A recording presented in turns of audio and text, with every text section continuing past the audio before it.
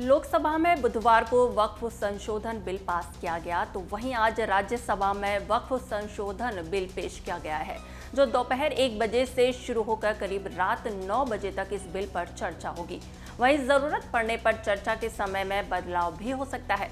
बता दें कि लोकसभा में कल 12 घंटे की चर्चा के बाद वक्फ संशोधन बिल पास हो गया। तो वहीं आज बिल पर चर्चा के लिए कांग्रेस को करीब 45 मिनट का समय मिलेगा।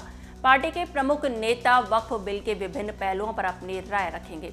राज्यसभा में मौजूदा समय सदस्यों की संख्या 236 है। बीजेपी के पास 98 और एनडीए के पास कुल सदस्यों की संख्या 115 है। 6 मनोनीत सदस्यों को शामिल करने के बाद आंकड़ा 121 तक पहुंच रहा है, जबकि राज्यसभा में बिल पारित करने के लिए 119 सदस्यों की जरूरत चाहिए।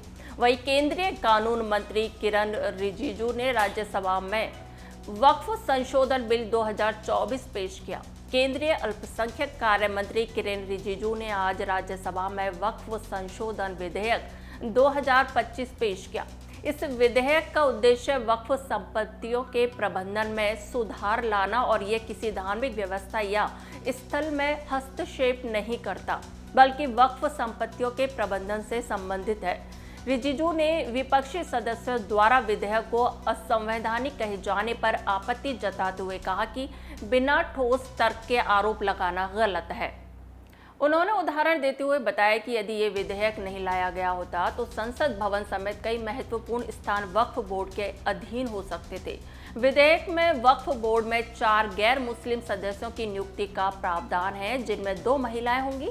साथ ही केवल 5 वर्षों से अधिक समय से इस्लाम का पालन करने वाले व्यक्ति ही अपनी संपत्ति वक्फ को दान कर सकेंगे। रिजिजू ने यह भी कहा कि दुनिया में सबसे अधिक वक्फ संपत्तियां भारत में हैं, फिर भी मुसलमान गरीब क्यों हैं? इससे संकेत मिलता है कि वक्फ संपत्तियों का उचित प्रबंधन गरीब मुसलमानों के उत्थान में सहायक हो सकता है। विधेयक पर चर्चा के दौरान रिजिजू ने विपक्ष पर आरोप लगाया कि वे बिना ठोस तर्क के विधेयक का विरोध कर रहे हैं, जो कि असंवैधानिक है। उन्होंने कहा कि इस विधेयक का उद्देश्य मुस्लिमों के धार्मिक मामलों में हस्तक्षेप करना नहीं है, बल्कि वक्फ संपत्तियों के प्रबंधन में सुधार लाना है। विधेयक के माध्यम से वक्फ संपत्तियों के प्रबंधन में पारदर्शिता और दक्षता लाने का प्रयास किया जा रहा है, जिससे गरीब मुसलमानों के कल्याण के लिए अधिक संसाधन उपलब्ध हो सके। इस दौरान भाजपा अध्यक्ष जेपी नड्डा समेत कई वरिष्ठ नेताओं ने चर्चा में भाग लिया, तो वहीं विपक्षी नेता इस बिल का विरोध कर रहे हैं और लखनऊ में इस बिल के खिलाफ प्रदर्शन भी हो रहे हैं।